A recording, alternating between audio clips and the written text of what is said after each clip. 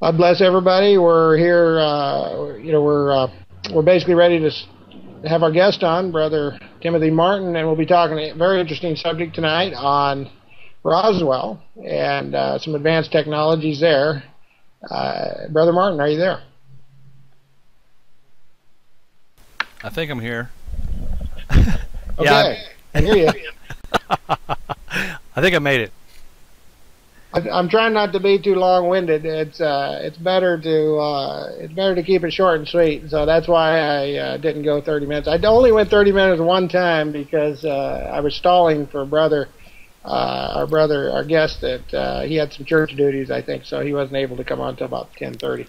So that particular night. So anyway, I try not to be too long-winded. Anyway, it's great to have you, brother. It's great to have you back on the show. We're always blessed to have you. Are you hearing me good? I can hear you. Can you hear me? Yeah, good. I hear you. Yeah, I hear you pretty good, pretty good. And Brother Lidke can let us know if it's still choppy or not. Yeah, I can probably give a little explanation of what's happening here. It is an internet bandwidth problem. It's my own, I think, tonight, and so if we're a little choppy, or if Sir Timothy seems like he can't hear my voice, it's because of an internet bandwidth problem. We're working to get those fixed, and I think maybe it seems much better than it did when your son was on a couple weeks ago. You guys had a storm through there a while back, right? That's right. We had a storm, and they're also migrating some networks in my area that are causing some havoc with the internet. So hope to have it pretty much cleared up in the next couple of weeks, but we may have another show that's a little bit choppy like this, but it'll get better. Yeah, it'll get better. We're making progress. Maybe this is the last show that's going to be choppy too. So anyway, thanks everybody for bearing with us in technical things. So we got a kind of an interesting topic tonight. You know, it's not every day you can walk into some Methodist church, let's say, and they start talking about Roswell. Well, believe it or not, I've had that subject come up on more church services than probably anybody.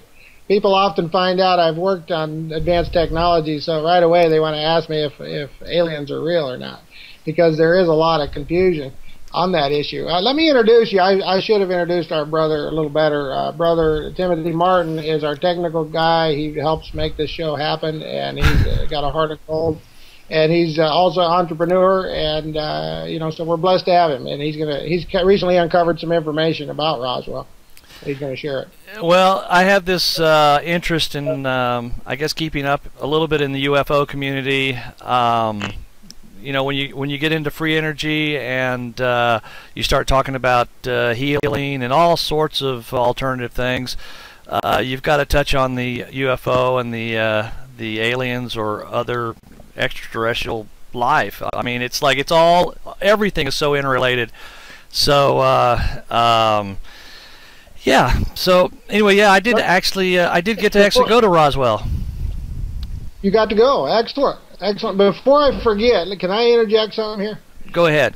People that are skeptical about extraterrestrial life, all you have to do is go on and there's been a number of books and videos made now of proof of extraterrestrial life, but a lot of it's real poor. But in other words, a lot of it's baloney, but not well done. But there has been one book written by another brother that was knighted, and I forget his name, but he's also worked for NASA, same as I have. He's been knighted, same as I have. But he wrote a book where and you can go on the computer and see these pictures. He displayed about 200 or 300 pictures in his book, and these pictures are of the surface of Mars that they took with the rover. And these you can actually see all these different modules that are actually sand dollars and sea urchins. And there's a lot of them that are round. Sea urchins are almost round. But one thing that sand dollars all have, they're flat and they're round, but they all have this little starfish pattern. It's almost on their shell, and so you can actually see that starfish pattern on some of these, and you can also see where the probe went down to sample the soil, and it crushed some of these. And you can see they're hollow inside, just like here on Earth.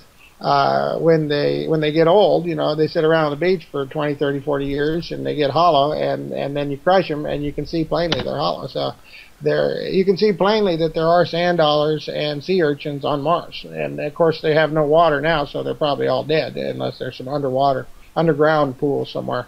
But they used to have water on the surface not too long ago.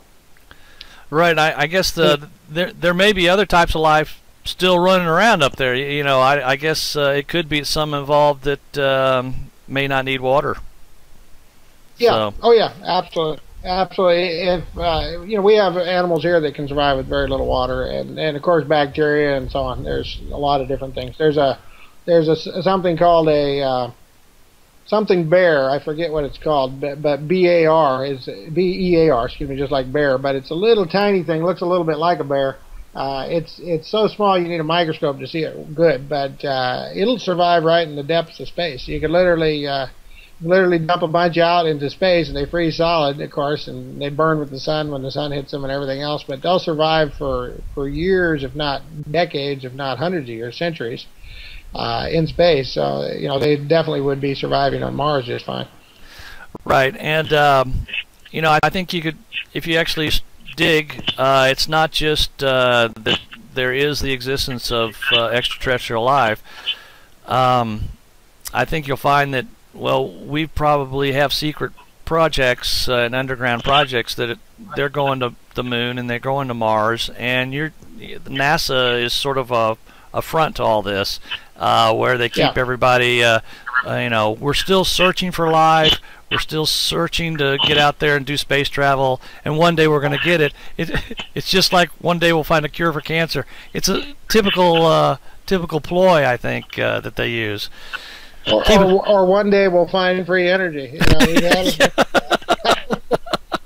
The sunlight is free energy. We've had it for millions of years. These people. It's amazing. Same thing with cancer. A cure for cancer is just a good diet. Get rid of the the poison that cause cancer, and most cases cancer will clear up. Just good diet and good oxygen, good clean. What you breathe and drink and eat, and seek God, and I've seen cancers healed tremendously. So same thing with supposedly looking for search for extraterrestrial intelligence, SETI. Right. They don't want to find it. They don't. If an alien shows up in front of them, they'll arrest him. Exactly. So, that's a really deep rabbit hole you can really go down, and there is a lot of stuff showing up on the internet. I was just watching or listening to an interview with a fellow named I'm on the spot here. I can't remember his name. But there's a group, a lady and a guy called Project Camelot. If you do a search for them, they go around interviewing a lot of these whistleblowers, and you have to kind of weigh it with yourself to feel, you got to kind of do a gut check on it to see if it rings with you. But some of these guys are telling some amazing stories because they've worked in these black projects and stuff, and we're doing things that people have no idea that we're that advanced, that we're possibly working with other lives from other places on projects, and we're going to Mars and we're going to the moon. Who knows where else we're going? So, and I think you mentioned on the show once before that maybe when we were talking about Warrell Keeley or a Tesla, that there are anti-gravity ships that the elite built way back almost 100 years ago. Yeah. Well, the ministry built them, but the bankers were the ones with the money, and obviously it takes money to do that. And it started in 1890 at the World's Fair. Keeley was doing a demonstration, and he was one of our minister scientists, engineers, and there was a couple other of our guys there with him, helping him. And he was doing demonstrations on anti-gravity, and he got hired at that time, I believe the fair lasted for a month, and so about a week or 10 days into the fair, he got a big cash offer, and he took a large amount of cash, and he took it and closed down his booth right in the middle. But his demonstration was basically 13 spheres that would come up off the stage. Each of them was about 2 feet in diameter or 3 feet in diameter, that range. and they would levitate at a certain height, and the center one would stay stationary, and the other 12 would go around it like the planets, except it wasn't concentric rings, it was all on the same path, equally spaced. And he would ask people in the audience to come up and try to pull one down, and they couldn't budge it. It was basically, he said it would take like 1,300,000 tons or some huge number, or 13,000 tons, 1,300,000, I don't know, a huge number of weight of pounds or tons or whatever to move those things even a quarter inch from their orbit. That's what's called now. Now that was considered black magic in those days, but now they call that quantum entanglement. So if you want to know more, there's if the viewer wants to know more, there's the program called What the Bleep Do We Know and The Secret, and there's been another couple sequels that tell about the advanced quantum energy stuff, as well as connecting it with the spiritual power of God, which we do also on this show. And we actually helped get those two first programs out and going, and so on. So it's good to have those kind of things that are waking people up. And exactly. People can go on YouTube and find them. If you haven't watched them, I encourage everybody to watch them. They'll help open your mind to reality. Right. So anyway, I guess we were talking about Roswell this past week. We thought it might be a good topic for the show. I did recently. My wife and I did. I just dropped into Roswell. Well, we've done it twice in the last few years, but they have a museum, the Roswell UFO Museum, and it's kind of weird. It's a tourist attraction, and it's in it's currently in an old movie theater right off the main street. And outside, you see big UFO this and UFO that, and they all have a lot of green blow-up aliens, the little blow-up alien figures in the windows and stuff, and everything. They kind of make it seem real hokey, and it's real just sort of fun and games. But you actually go into the museum, and they have quite a number of things on display there in terms of documents and things that you can read, and you can get an idea of when the actual event happened. The newspapers covered it. There were a lot of witnesses to things, like the military coming out. There was a lot of witnesses going around during that time, and they it was a big deal back then, and they weren't covering it up immediately like they do now. Anything like that happens now, it's immediately suppressed. But back then, there were like days that went by before they actually figured out what they wanted to say about this, and then they had to kind of backtrack and shut it down. But they have the local newspaper headlines. They have a fellow that had a radio program on the radio there that had talked on the phone with the rancher. I can't remember his name off the top of my head. Somebody that's into this stuff can relay all these names. But the museum was pretty neat because it had a lot of that history basically just laid out for you. You could read, and you can get an idea of the story and how it kind of played out back then. And it's like, when they have a headline in there and they have a news story that comes out in the paper the next morning, and they found a flying saucer, and there were parts of things laying out on this guy's field that he ran across, and pieces of it were brought to the doctor in town, and they looked at it and they never seen anything like it. I mean, a lot of people had their hands on this stuff, and then later on, of course, everybody knows the story. It was a weather balloon, and it's completely ridiculous when you start seeing the amount of documents that happened before that time. So yeah. That was obviously a cover-up. Yeah, it was for several days. Like you say, there was people being radioed, interviewed, people saw the wreckage, people played with it. So it was obviously a cover-up. Just so people, the listeners don't necessarily know what actually happened. In Roswell, 1947, the United States Air Force Base was experimenting with high-power radar experimental systems. In other words, they'd had radar developed, but they were experimenting with high-power, maybe jamming systems or something experimental, and they actually caused the crash of two extraterrestrial craft. That's what these Roswell craft are, and there were some survivors, and there probably were more than two up there. If two craft crashed, it wouldn't surprise me if there were, more than 2 or 3 or 4. But that's what this is all about, just so people know what the background is. And there were pictures of the bodies and everything else. The bodies are actually still to this day preserved. I think there are some little alien gray bodies preserved at Wright-Patterson Air Force Base here in Ohio, and I think that's the same bodies. The live ones I think eventually died. I think probably the corrupt government probably were experimenting on them or something. Probably, right, and that.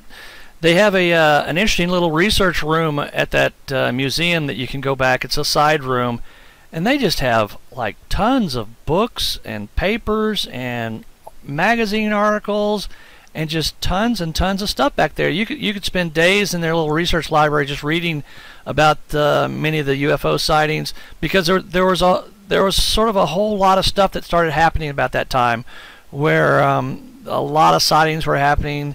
And they were reported in the paper and so forth. They were news back then. So it's interesting how that it became sort of folklore. I guess in the 60s and the 70s it was marginalized. They finally got their propaganda campaigns going, so the government agencies knew how to basically change everything so no one took it seriously. And became a silly subject to even discuss. Yeah. By the time I was 5 years old, you're about the same age as me, I think. By the time I was 5 years old in Alaska, if you believed that aliens were real, then you were a nutcase, So that was 1965, 66, somewhere in there. So you were ready for the nut house. It's amazing that they were able to marginalize it when all of our founding fathers believed thoroughly in extraterrestrial craft, and the founding fathers of the United States. And back then, everybody believed in it.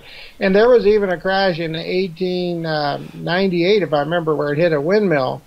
And they said it was a spaceman. He wasn't the same as us. He's a different type of person, and he wound up dying. He was injured in the crash. He wound up dying. They buried him right in the grave in that cemetery. For a long time, they had a little flying saucer symbol on his gravestone, and there's actual photographs of it to this day. And of course, when that started making the news, and somebody went there and stole the gravestone, and different groups were trying to get permission to exhume the body and so on. Right. But it's actual plenty of documentation for these things. It's plus I think I mentioned on the show before, I've actually met these people, these extraterrestrial people, the little gray guys. They do come here. They do visit different people. My sisters have met them. I have 6 sisters. 3 of them have met extraterrestrial people. So it's very real. They're physical flesh and blood, and I think I would like to say at this point, if it's okay, that these different ministers and so on that are promoting that they're demons, these people have been smoking too much wacky tobacco, and they need to quit doing it. Because if they were demons, why in the world would they need ships? Why would their ships be crashing? Why would they have flesh and blood? You know what I mean? Why would they be dying? There's way too much evidence that just doesn't make any sense that these guys are demons. Just because they have a different culture and different mannerisms, and they have, unusual mental abilities. Their brain's probably twice the size of ours. That obviously they develop themselves more too. So that makes people think that they're demons or in league with the devil. But it's just like people here. If people from, let's say New York, for example, I'm not picking on people from New York, but let's say people from, you say, are those good people, are those bad people? Well, they're just people. You say right. The astronauts come here from other planets, and they're just people. Some of them are good, some of them are bad, but most of them are good because, the astronauts generally are better caliber people than, just like our astronauts are better caliber people. If you walk down the road with one of our astronauts, you're not worried about him picking your wallet, Right. As you walk down the road with a bum you find at the corner, you might be worried about him picking your wallet, Or a politician. Yeah, or a politician, yeah. Or a banker. The banker wants you to put on deposit. They give you a piece of paper in exchange for your hard-earned money. Right. Well, I'm going to put up if this works right, there's a web address that I put up on the screen. I did put up a PDF on the website that you can go to, and if you type this address in on your web browser, you can pull up a document. In fact, I can probably try to put it on the screen here. Let's see what happens when I try to put it on the screen. Okay, let's see. Now this is something you found just since the last meeting, right? Yeah, this came across this week, a few days ago, and this was a scanned-in document on the FBI's new archive, web archive, that you can do a search on all sorts of declassified documents. And this was a memorandum to the directory of the FBI from a fellow named Guy Hotel or Hotel, something like that, of SAC, Washington. And this is dated, let's see, March 22nd, 1950. And some of it is marked out so you can't see it, or obfuscated so you can't read some of the names. But the interesting thing is this document actually talks about, I can just read it here if I can get it on the screen, and I can actually read it here. It says the following information was furnished to SA something. I'm not sure what it says because it's marked out. And it says an investigation for the Air Force has stated that the three so-called flying saucers had been recovered in New Mexico. They were described as being circular in shape with raised centers, approximately 50 feet in diameter. Each one was occupied by three bodies of human shape, but only 3 feet tall, dressed in metallic cloth of a very fine texture. Each body was bandaged in a manner similar to the blackout suits used by speed flyers and test pilots. According to Mr. we don't know because it's crossed out, informant, the saucers were found in New Mexico due to the fact that the government had a very high-powered radar set up in that area, and it had believed that the radar interferes with the controlling mechanisms of the saucers. No further evaluation was attempted by the SA something concerning the above, and it's signed by him March 22nd, let's see, is it March 22nd, 1950. So, and this is going right to the director of the FBI, and I believe SAC was some sort of a was before like the Air Force, I think. Yeah, I think so. Yeah. Now, does that say 3 saucers crashed or 2? Yeah, it says 3 saucers crashed. Well, that's the first time I've heard that, and that's yeah, who knows? Maybe it did. Yeah, but it's very interesting that last week I thought I was giving away unknown information when I mentioned that top secret information, when I mentioned that it was brought down by radar, high power radar stuff, and there it is right there on that form that you found a couple days later. You found that about 2 days after the show last week. Yeah, and it's kind of funny that I found it because you'd just been talking about that, and there it states the radar and everything had something to do with it, and this is on the FBI website. I mean. Now, yeah. I know that, let me take this down for a second here. I know that some of the UFO researchers, they get very picky, and they're very into the analyzing the data and talking to witnesses, and they're very, very careful about what they say. And, I can understand that because they don't want to be telling people things that aren't true.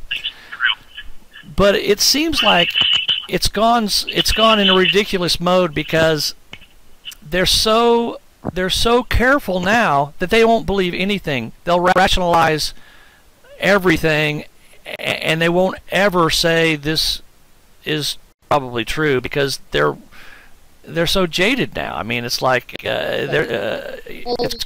you get all kinds of people. Yeah, I know what you're saying. You get extremes on both sides. There's extremes. There's one guy that used to call me up, and he would talk about every night the aliens came and got him and took him for a ride, and I'd say, well, okay, I really doubted it, and he'd been to their mothership and all this, and every night practically, and I'd say, well, why don't you have him come over, and pick me up, I want to go for a ride too, He'd, oh yeah, we'll come get you, and of course they never come to get me.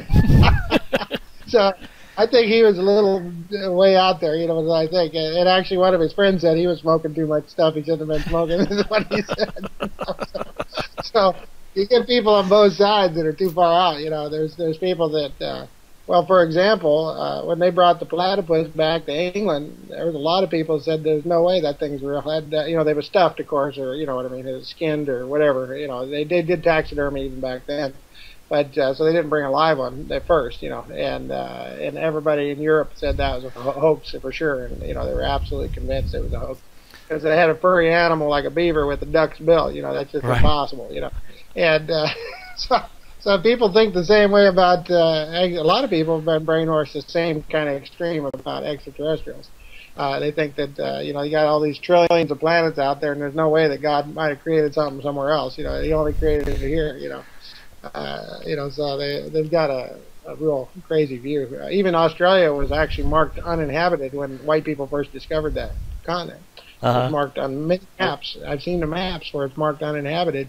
And, just basically they knew there were people there, but they didn't look like them. They were black people. They didn't look like, they didn't count them, So, same kind of thinking about extraterrestrials, people. It's real easy for people to try to say that, that it can't be real, it's got to be demons or it got to be, something crazy like that, But there's a balance on everything. And if God made life everywhere here on this planet, then it's probably He made life on just about every planet out there, of some kind, any place that would sustain life, which we know now that the first 2 or 3, 4 moons of Jupiter, which are now called planets because Jupiter has been reclassified as a dwarf sun. So the first 4 planets of Jupiter all have lots of water and liquid water underneath the ice. So, that's a perfect place. Liquid water, animals can easily live in, liquid water. We got abundance of animals. So one of these days, I know for a fact they have a liquid, animals' life on all 3 of those worlds. 3 out of the 4, I know for sure.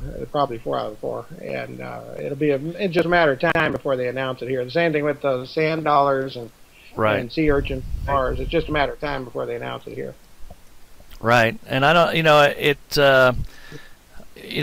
I guess they're waiting for the masses to be a little more open to those types of things. I don't know what they're waiting on, but it's getting kind of crazy because I think the only reason people aren't open to it is because they've been told by the institutions that it isn't the case that life is out on these planets. It isn't the case that we have free energy, and they sort of keep going along with it, but they know in their heart that, well, I don't know if that's right or not. I think there's got to be something. There's got to be life out there, and there's got to be better solutions than gasoline-powered cars.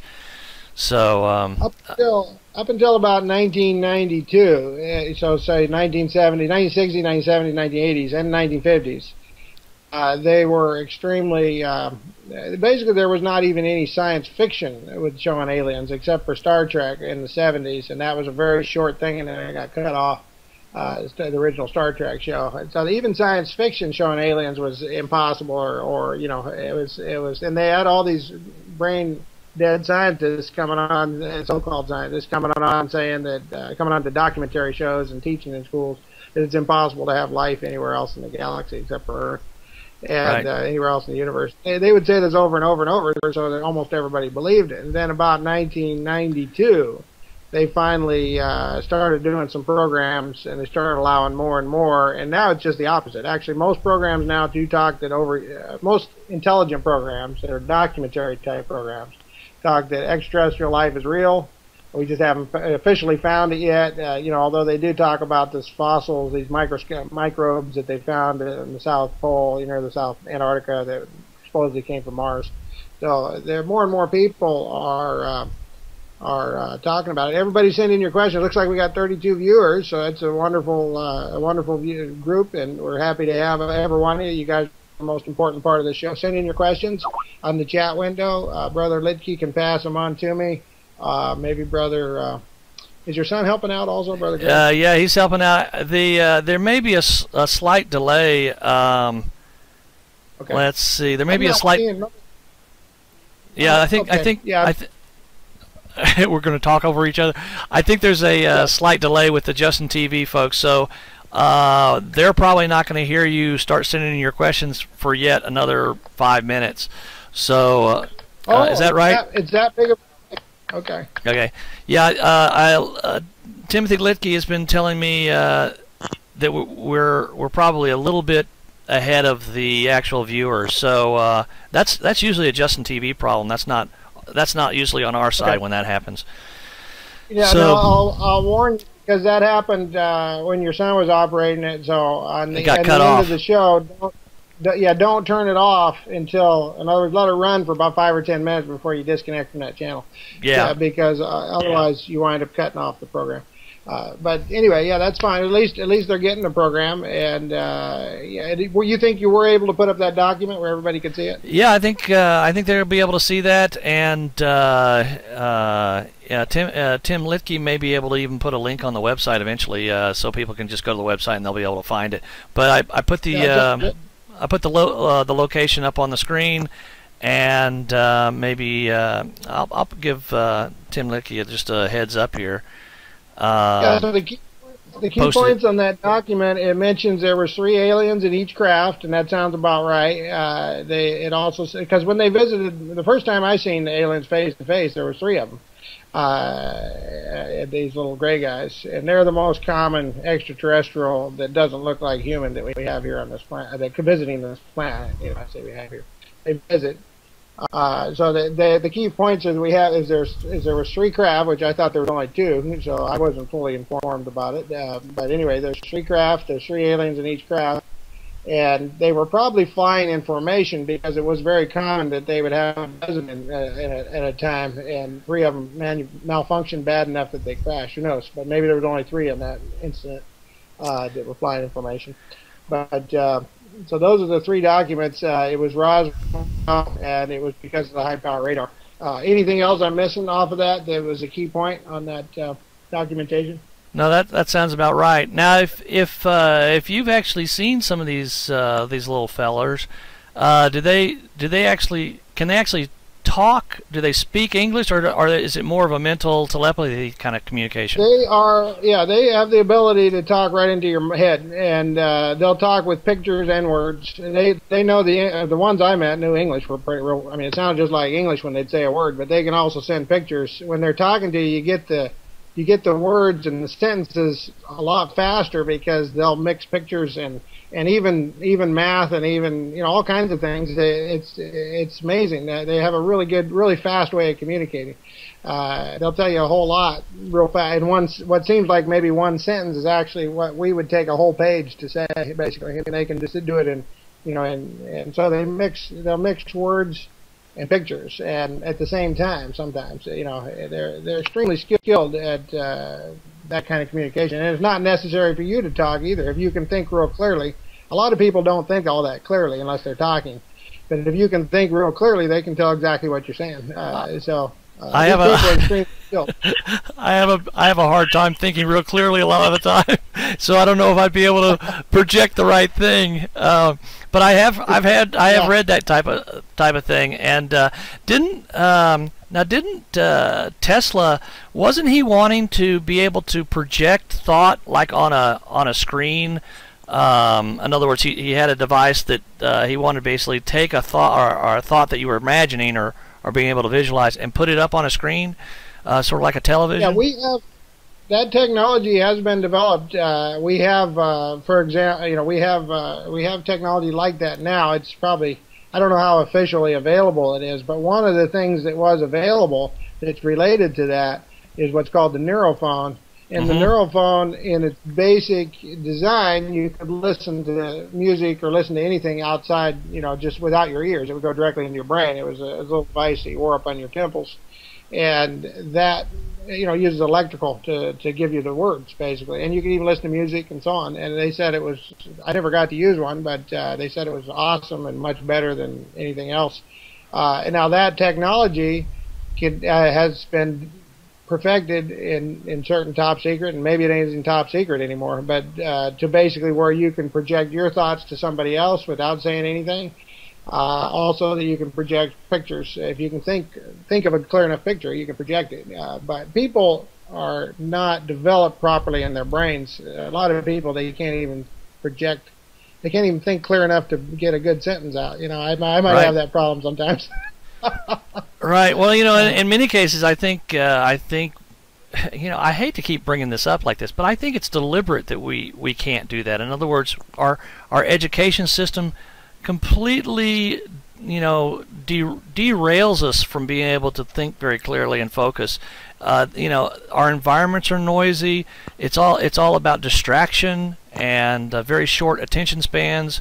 So yeah, it's really strange that it's deliberate that we can't really think straight and clearly, and because if we could, it's interesting because if we could really focus, we can manifest some pretty amazing things. Oh yeah, if you can believe, like we always teach on the spiritual part of the technologies, if you can believe, all things are possible. I've seen amazing things in my life. God is literally living in us, and He's one with us if we believe it and receive it. And yeah, anything can be manifest if you believe it and receive it. Jesus multiplied the bread, and He took a few loaves and fed thousands of people with a few loaves and a couple little fish. And this happened at least twice. It was twice recorded in the Bible. Once there was 2,000 men, another time 5,000 men. And that doesn't count the women and the children. So it was big groups of people that Jesus fed miraculously in that manner.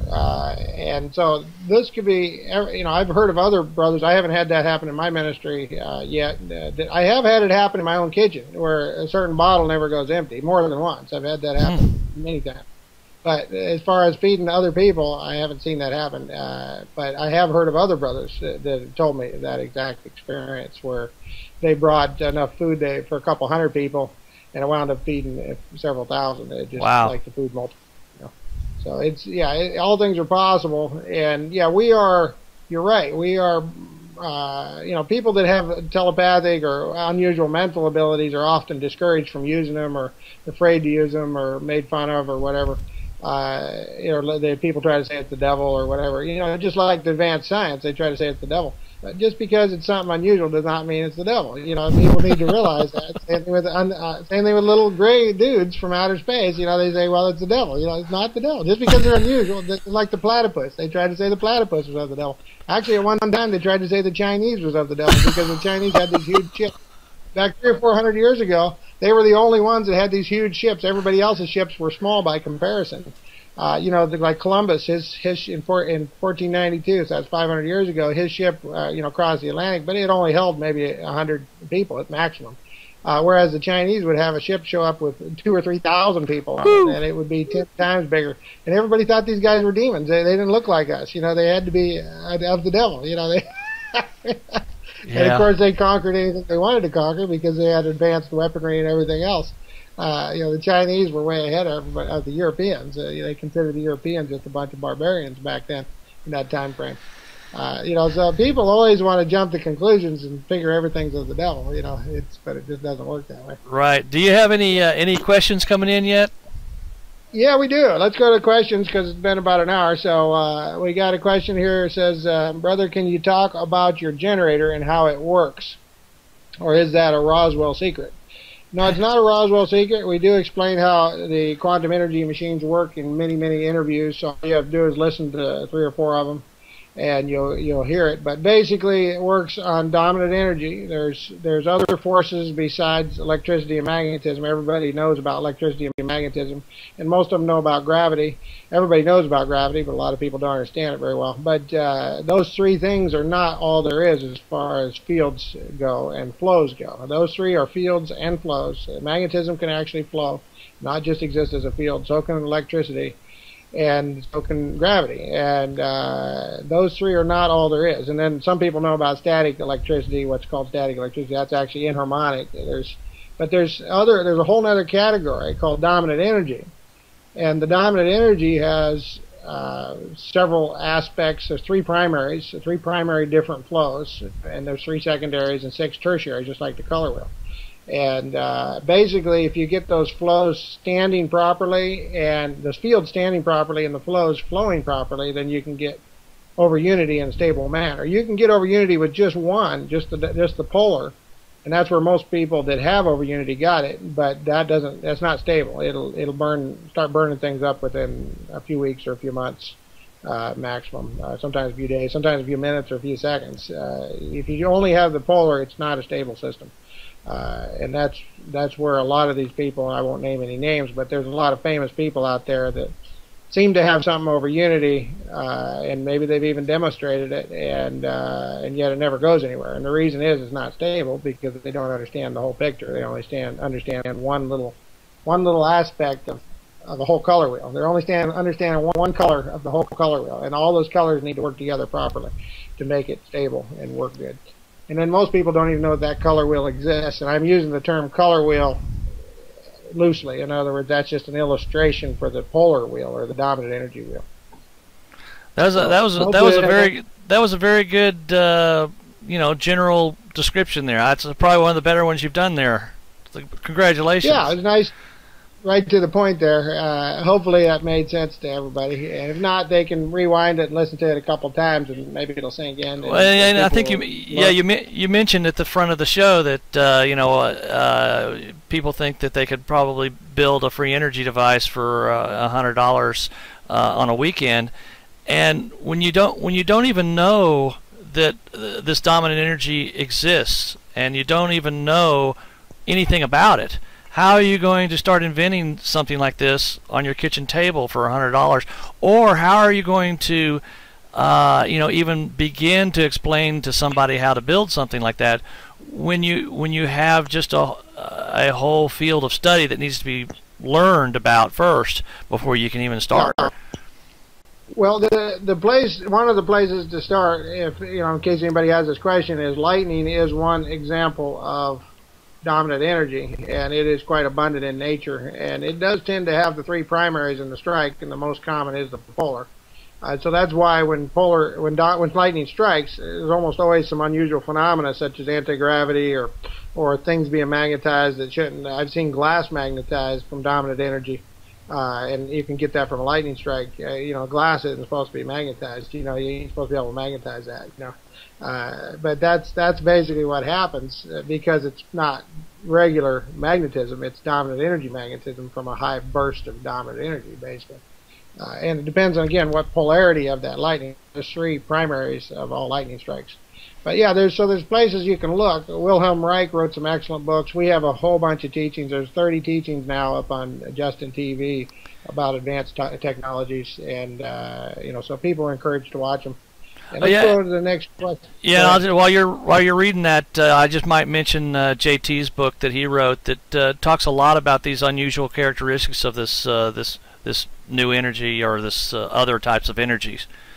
So that's a absolutely. Good... Not only do we explain it from the ministry's perspective, but JT, who's traditionally trained, with a lot of us are traditionally trained too, but he was an outsider. He's not part of the ministry. He's an independent engineer that came in and examined all of our stuff, tested it thoroughly, and there's been at least 300 more just like him, and actually it's probably in the thousands, but there's 300 more that bothered to write testimonials and make videos and all kinds of things like that.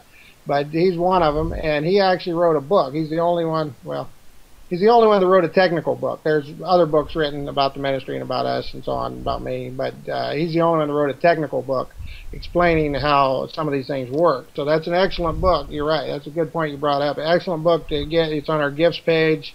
Anybody that donates a little bit can request one. Just listen, read what it says there. The guidelines for donations and the guidelines for, if you want to request something. Just the gifts page of witts.ws. Yeah, I thought Jerry's book was. Yeah, I thought Jerry's book was pretty good because it was sort of a story that he writes as he was going through the process of learning about these new energies and so forth, and he sort of puts the question out there. It's like, well, how do you explain this and how do you explain that, and look at this, look how this works. Well, how does that work? So he basically gets people to start opening up to the possibilities of, oh, there must be other fields and flows because look at these things, that must be correct. Absolutely. Yeah, to think that electrons are the only type of subatomic particle that go through wires is crazy. It's just like thinking that humans are the only intelligent species in the universe. Obviously the angels are intelligent, God's intelligent. He's not the same species as we are exactly. You know what I mean? We're made in His image, but people have all these crazy ideas, and then they wonder why they short-circuit their own life and their own activities. The next question is kind of related to that. It says, I realize you are in attempts to manufacture it. Now, we're not in attempts to manufacture it. Just so you know, we are doing a fundraiser for the manufacturing of the manufacturing plant. This will be the third quantum energy plant. In other words, we're already manufacturing 2 other devices, which are also on the gifts page. So this will be a home power system. People think it's never been done and nobody's ever been able to do it and so on. They're all a bunch. They need to get their mind straightened out. They need to get saved. Get to wake up. Listen to some of the teachings. Look at the website. People can learn. You're never too old to learn. Well, and JT was one of those independent engineers that got to live in a house powered by a quantum energy device. Amen. So he bothered to take the time and energy and money and so on to learn something, and that's good. We're real proud to see people like that. I'm proud of him. Proud of people that are willing to make new. He was originally Doubting Thomas. He called himself. His last name is Thomas. He called himself Doubting Thomas, and after he spent some time in the ministry, he was blown away. He's no longer Doubting Thomas, and that's what he says. I think even right in his book. He woke up. Anyway, so I realize you don't want to release all info, but basic explanations can be given. Yeah, basic explanations were just given, so if you didn't hear them, then rewind the tape and we'll listen to it again. But they're also available on the gifts page. I think it's the very first item says new members information kit. So, so feel free to get that also, anybody that's interested. Next question from Miles of Madison, Wisconsin. And thank you, Miles, for your question. Thank everybody for your question. I didn't get the previous brother's name, or I'd say it. So Brother Miles from Madison, Wisconsin, it says, is trying to be self-sustainable and hoping to help others to be self-sufficient. So I guess that's a comment. No, okay, I see. Yeah, it's a comment, and that's who his question was. Okay, thank you, Brother Miles, for that question. Excellent. Okay, next question. How can the flux switch transformer help a wind turbine produce more energy? From Gilbert in Oklahoma. Well, Brother Gilbert, did you want to answer that, Brother Martin? Well, I'll let you. That's an odd. I wouldn't relate those two things. Okay. Well, no, it's doable because you input one amount of energy and you get out more if you get your flux switch transformer working good. So right. Yeah, you could take your wind turbine. You could take your wind turbine and input some of the energy there and amplify it. 300% is what the ministry got, 325% efficiency. So if you put in 100 watts, you get out 325 watts. You put in 1,000 watts, you get out 3,250 watts. But some people have claimed, Nadine, for one, in France, JLN Labs, they claimed 6,000%, which is 60 times over Unity. So if you study his information on it, which we have the link on the plans. If you order the plans, all the information's there. If you study his information on it, then maybe you can get better than 300%. Who knows? Maybe you get 6,000%, that means if you put in 1 watt, you get out 6,000 watts. No, 60 watts. Excuse me. So it's 6,000% efficient. So it's 60 times over Unity. Or you put in 100 watts, you get out 6,000 watts. So that's a definite boon there, a definite plus. And also the thing can be closed loop, and then you don't need the wind. And that's what you were thinking, probably. Right. Yeah. But I also, next question. But I also know that that's not a straightforward thing to do. I mean, there are technical hurdles doing these types of things. I've done a little bit of this stuff, and it's like these aren't easy projects. No, the last thing we wanted to get, we want to tell the people the whole truth and nothing but the truth, and everybody else out there is telling them they can do it on a weekend in their spare time for about $100, and this is absolutely not true. This is high-tech stuff, and we encourage people to start with the basic plans, which are small amounts of wattage. There's 2 basic plans. We call them basic plans or beginner plans, and those you can do. Now, if you start with the intermediate plans, which the flux switch transformer is, you may have more challenges. But we do offer consultation. If you're willing to get enough consultation, you will get it over Unity eventually. It depends on how much consultation you need or how much you got, that type of thing. How skilled you are, and if you really know how to measure watts, and if you really know about magnetism, it's like. Yeah, there's a lot of things to learn. This is the most, quantum energy is the most advanced field on the planet. It's not basic. Everybody thinks somehow it's basic beginner stuff. Anybody can do it because too many of these fake websites and these fake commercials are saying that. And that's what confuses people. They don't understand that that it is advanced science. But there are two basic systems that anybody can do, and they're both there on the website. It's called Basic or Beginners. And those, if you do those, then you have a better chance of doing the intermediate level. So I always encourage people to start with the basics. Wouldn't you, brother? I definitely would. Yeah, you agree with that? Yeah. Okay, good. Okay, so next question. Why doesn't WITS make this technology available for us to build and use? Well, we just covered that. We are making it available. It's for Don from Wisconsin. We are making it available. That's what every single show is about. We are constantly telling people about how to use the technologies. And if you listen to this whole show, you've heard us say that over and over, how this stuff works and how to use it, how to make it real in your life, and that type of thing.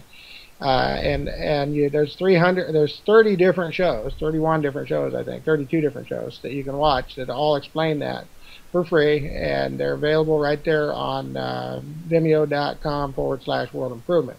And there's also plans available on the gifts page and consultations available. So we are making it available. So that's, I don't know. Anyway, that's if some of these people are real serious and they're really serious about learning about this stuff, I would suggest a consultation with someone from the ministry there, because that way you can ask direct questions and get direct answers. And if you're not satisfied with that answer, you can ask other questions.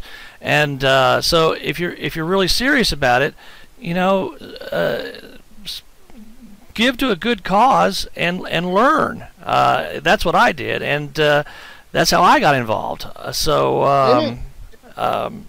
just got to encourage people to do that, because when you talk to people at WITS, you'll start understanding the problems at hand, and it's not simply a matter of releasing some schematic or a drawing and then going in your garage and building something. It's not like that. There's a lot of basically basic understanding that you need to have before you can do any of the more advanced stuff. I mean, sure, I think you should start with the beginner devices, but you're not going to power your home off the beginner devices. So, and I think everybody's looking for that solution. Yeah, it's a learning curve. And now that being said, the beginner devices are an excellent place to start. And if people are serious, then they can learn, and eventually they can learn to power their home, because people have. But it isn't, it isn't something you're just going to learn on a weekend or with one set of schematics or anything like that. This is advanced technology, and that's why they call it advanced technology. It says all over the website, advanced technology. It's not a joke or a story. It's true. Right. So hopefully that helps people. So that was Brother Don from Wisconsin. He asked another one that we already answered. So actually he's asking to write it up where a layman can understand. And that's what the plans are that are on the website. There's 5 plans, and also the last 4 shows we gave most of the details on a heat engine. So that's something simple that everybody already has 1 or 2 of, but you can advance those things so where they're self-running. Everybody has 1 or 2 refrigerators or freezers or whatever. They're heat engines or cold engines, whatever you want to call them. And they can run on their own power just from ambient heat. And we've been giving away that on the last 4 shows, I think it was. So, Brother Don from Wisconsin, you're blessed. You got plenty more than you know what to do with, probably. So, God bless everybody. And I think that's it for our questions. So, thank you so much. They probably, unfortunately, I think we got a little delay tonight, and that's too bad, because there probably are more questions because they can't respond quick enough. But I think I'm hoping we did a pretty good job, because I don't want people to think that you're talking in circles here, because I know you really well now, and I have a lot more insight to what you're saying here. So I just want people to understand that I know that on the internet there's lots of stuff flying around out there, and there's a very popular scam that they show videos, and they insinuate that you can order these plans and then you can make these free energy devices, and then then you can make it eventually power your house, and they make it sound simple and you can send off for the plans. But when you get those plans, all you're getting is just regurgitated things that they pulled off the internet that you can do yourself, and and you're not going to get anywhere with it. I mean, I've been there, I've done that. I mean, it's like it's not something you can. You're not going to buy a $50 set of plans off the internet that's going to power your house. It doesn't happen that way. There's really a lot of background, a lot of learning that has to happen, and I just hope people understand that. Yeah, and the other thing, these are they actually don't just imply it; they actually state that you can buy everything you need at the local hardware store for about $100 and build it on a weekend and run your whole house, and that's just a plain lie. So, and that is a very popular lie. They've even stolen our copyrighted videos to promote their lies. And I could name everybody that's doing it, but I'm not going to because I want to walk in love. And plus, they'd liable to sue us too. So well, anyway, I will say there's one good thing that comes out of that. There's at least one good thing that comes out of that, and that's that people see this and they go, "Can I really power my? Is there really something like free energy? Can I power my house for this?"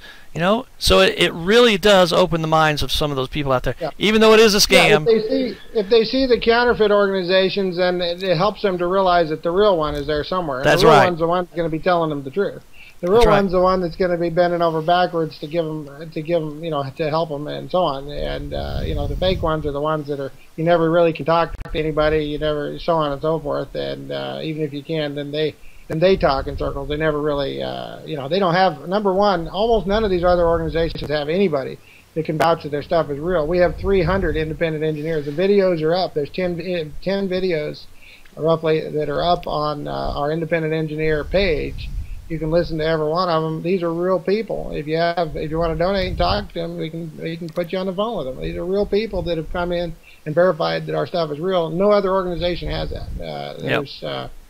So we got the real people, and we've got a whole bunch of written text. I vouch for you. It's like I'll talk to people. It is real. I've seen real stuff, and talk to people too, and we appreciate that. It's good to spread the word. It's good to have people like you on the team that are honest, intelligent, and able to discern from the good, the bad, the ugly. Right. Right. And I guess I like getting on the show and just sort of ranting a little bit sometimes, but. We had talked about this earlier in the week in that I know people tune into the show and they're some of them are interested strictly in the technology. They're not interested necessarily in the Christian ministry part of it, and they're going, why are these Christians talking about technology? This seems so weird to me. Why are they just trying to just tell people this stuff to raise money for the ministry? It's like they must be rolling in dough because everybody needs free energy. And that's absolutely not the case, and it's a funny situation that you're in, and we were talking earlier in the week in that it doesn't matter if you're a Buddhist, a Christian, or a Jewish person. I don't care. We need to all get together, work together on these projects, and make this world a better place. And I think everybody can agree with that. And that's what needs to happen, and we're going to be living in paradise before a few years. It's going to be awesome. So just like go ahead. Sorry. I was just going to say that we got to get rid of these labels that we try to label people with, and just say this is a really good thing. We need this for the world. The Mother Earth needs it. All these people in the world need it because they're starving. They don't have roofs over their head. I don't like paying a high utility bill. The banks are basically robbing us. So all people of all types and sizes and shapes need to get together, get behind it, and let's get going with this stuff. I know it's not a conventional way of doing these things, but why does it matter? Why does it have to be Silicon Valley to come out with the next great, product like an iPhone or something? Why can't it be just a group of people assembling together to do it and make it happen? That's what needs to happen. Amen. We've got two things in mass production already. There's the Queet over Unity kit, and you can also use it for healing and health. And we've also got the mileage booster. Both those are in mass production already. So people that say that quantum energy things cannot be mass produced, they're just people that are, it's good to address these things because you do get people with this kind of thinking, and it's good for them to open up their mind a little bit and understand that things can be done if people work together. We need a small percentage, maybe 1/10 of 1% or 1.1/10 of 1%, or you know what I mean. A small percentage of people working together can make this happen. It's a very small percentage. So everybody should pray about it and do as God leads your heart. If people would just do that, that would make things happen, make everything happen the way that needs to happen for this planet. And as far as the spiritual connection, these are advanced techniques also. And if you don't believe it, watch the program, the movie. It's on YouTube called "What to Believe Do You Know," or "The Secret." And there's been other sequels made after those two, and we helped with both of those. The ministry helped with both of those, so that's so they're really well done, and they explain to you that it's really all the same thing. Advanced techniques and knowledge is advanced techniques and knowledge. It doesn't, it's all the same thing. Basically, it's all advanced techniques and knowledge. I say the same thing. It's all advanced sciences, if you want to say it that way. It's all advanced serving God, if you want to say it that way. It's all the same thing. There's no need to split all these things up, and the Bible doesn't do that. Real science doesn't do that. Real science looks at anything that's valid. So that's where people need to get to, where they can open their minds to reality and realize that there's no need to split everything up. And when you split everything up into all these different disciplines, you wind up with issues, and you wind up with people never understanding things, Right. And that's what the world's in the mess it is. And people need to be more well-rounded and understand how all these different things work together. Right. Anyway, it's a blessing to have everybody on the show. We've got about an hour and a half, so I think we'll say goodnight. But yeah, I'm sorry I ranted a little bit there, but I just felt like everybody, come on, let's go. We're ready. Let's do it. Make it happen. Amen. Amen. Sometimes the Spirit moves you that way. God's Spirit, it lives within us, and He'll move us to say certain things. So I appreciate you saying it. It's something that the audience needed to hear, I'm sure. There's a reason. When God moves us a certain way, there's a reason God's moving that way. So, so thank you. You weren't ranting. You're bringing out important points that probably somebody is confused on. And, if they'd watch all the programs, or even half the programs, they wouldn't be confused. But we get a lot of new listeners every week. That's right. They haven't watched any program, so it's good that we're happy that Brother Gilbert, Brother Don, and all the other brothers wrote in, and Brother Miles, and you got some of your questions answered. So it's a blessing to have all the listeners, and you guys are the most important part of the team. So keep up the good work, and do pray about it, and donate as God leads your heart. So we're happy to have you guys. Okay, well, I think I'll go ahead and sign us off, but I'm not going to actually quit the broadcast because I think it may cut the recording short. So I'm cutting audio, I'm cutting video, and I'll just leave it run for maybe 10 or 15 minutes here. We'll see how it works. So anyway, you can go ahead and end the show, and I'll just cut video and audio. Okay, so that's it for now. God bless you, brother. Good night. We'll see you next week.